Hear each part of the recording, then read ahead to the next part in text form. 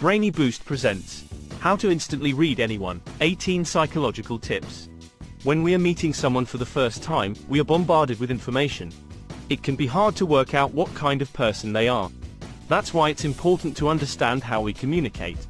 According to experts, 55% of what we convey comes from body language, 38% from the tone of voice, and only 7% from what we actually say.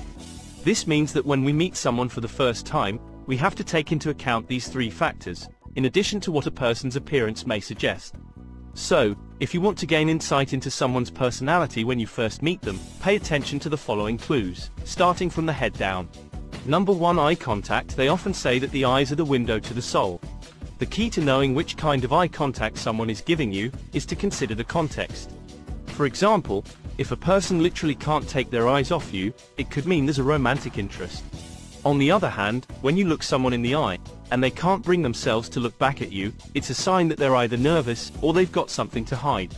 That said, if you're talking with someone whose stare is making you squirm, especially if they're very still and not blinking, something is definitely up, and they may be lying to you. Number 2. Eyebrows. If you want to see how comfortable a person is, take a look at their eyebrows. There are three main emotions that make your eyebrows go up: surprise, worry, and fear. Try raising your eyebrows when you're having a relaxed, casual conversation with a friend. It's hard to do, isn't it? If someone talking to you raises their eyebrows, and the topic isn't one that would logically cause surprise, worry, or fear, it's a sign that they're feeling pretty uncomfortable. Number 3. Lips. Pay attention to a person's lips to determine their mood. For instance, if their lips are turned up slightly, it may indicate they are happy or being playful. Alternatively, if their lips are pressed tightly together, they might be angry or anxious. Number 4. Smile. When it comes to smiling, the mouth can lie, but the eyes can't. Genuine smiles reach the eyes, crinkling the skin to create crow's feet around them. People often smile to hide what they're really thinking and feeling, so the next time you want to know if somebody's smile is genuine, look for crinkles at the corners of their eyes. If they aren't there, that smile is hiding something. Number 5. What they say. If you're meeting someone for the first time, and all they do is talk about their wonderful better half or praise their work colleagues, chances are, they're a pretty decent person themselves. Studies show that the more people rate others as being kind, polite, loving and well-mannered, the more likely they are to also possess these traits. However, the reverse is also true. Anyone backstabbing and describing others as manipulative and nasty is more likely to have these traits themselves. It's also possible that they have a history of depression or personality disorder. Number 6. Paralanguage. Paralanguage is nonverbal communication such as your tone, pitch, or manner of speaking. Basically, it's a fancy way of saying that you need to pay attention to how someone says something. For example, if someone is answering you in monotone, they're most likely unattached to your concept and not interested.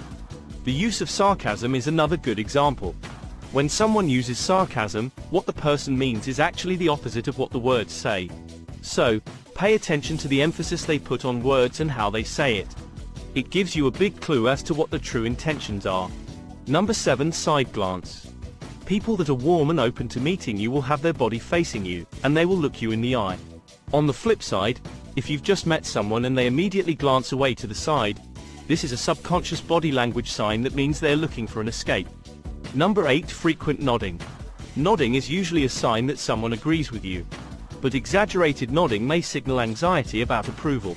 When you're telling someone something, and they nod excessively, this means that they are worried about what you think of them or that you doubt their ability to follow your instructions. On the other hand, frequent nodding could also be unconscious gestures that are cues for the other person to get a move on, just like when a person keeps looking at their watch or touches their car keys. Number 9. Chin and jaw. When someone is trying to make a decision, they tend to rub their chin. They might be looking up, down, or to the side. It's a sure sign that they are deep in thought.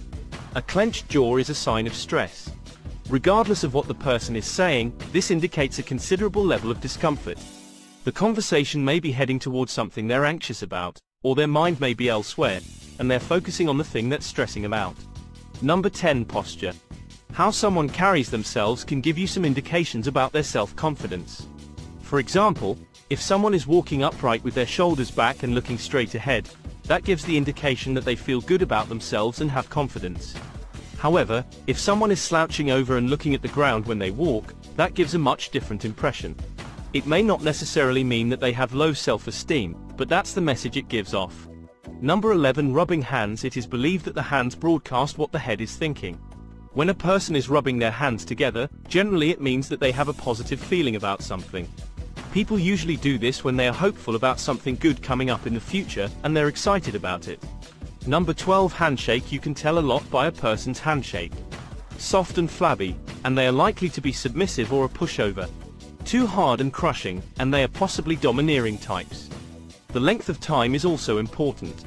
Too long and it's weird, but too short could indicate some form of conflict. It's possible that the person does not want to make a deep connection with you. But it could also mean that they don't have much time. Number 13. Leaning in or away. If a person leans in toward you, it's a clear indication that they are interested in what you have to say. What you might not know is that it's also a sign of respect. When people come closer and lean in toward you during a conversation, it shows that they want to confide in you. It makes you feel trustworthy and valued. If someone leans back, however, they show that they are tired of the conversation, or perhaps they feel uncomfortable for some reason. Number 14. Holding the baby. Okay. This might seem like a strange one, but it's good to know. If you're meeting someone for the first time, and they just happen to be a new mother, look at what arm they use to hold the baby. Studies show that happy moms tend to hold their babies in their left arm, while stressed and depressed mothers usually hold their babies in their right arm. Number 15. Crossed arms and legs. Have you ever had a conversation with someone who crossed their arms or legs while you were talking to them? If you're on a first date, or if you're trying to pitch someone a new idea, it's not a good sign. Crossed arms and legs are physical barriers that suggest the other person is not open to what you're saying. Even if they're smiling and engaged in a pleasant conversation, their body language tells the story. Psychologically, crossed legs or arms signal that a person is mentally, emotionally, and physically blocked off from what's in front of them. On the same note, the direction of someone's feet is also quite revealing. A person that likes you will have both feet facing in your direction. However, if their feet shift toward the door, it means they've had enough and want to leave. Number 16. Shoes. A person's shoes can tell you a lot about their personality. Apparently, we all make judgments about people's shoes, but studies show that they are pretty accurate. Nervous people will have new or very clean shoes. Amiable types will wear practical shoes. Calm people have an affinity for uncomfortable shoes. And aggressive people wear ankle boots. Just take a look at your own shoes. Does your personality type fit in with them? Number 17. Overall appearance. How someone dresses and presents themselves can say volumes about them. If the person has their hair in place, their clothing pressed, and they show attention to style, they may be very detail-oriented. Someone with a more casual wardrobe or bedhead might be creative or just messy. And then take someone who looks unkempt and smelly. They could simply be a really lazy person. Number 18. Copying body language. If you've never tried to read people before, this is something you probably haven't noticed. But pay close. We want to know what you think.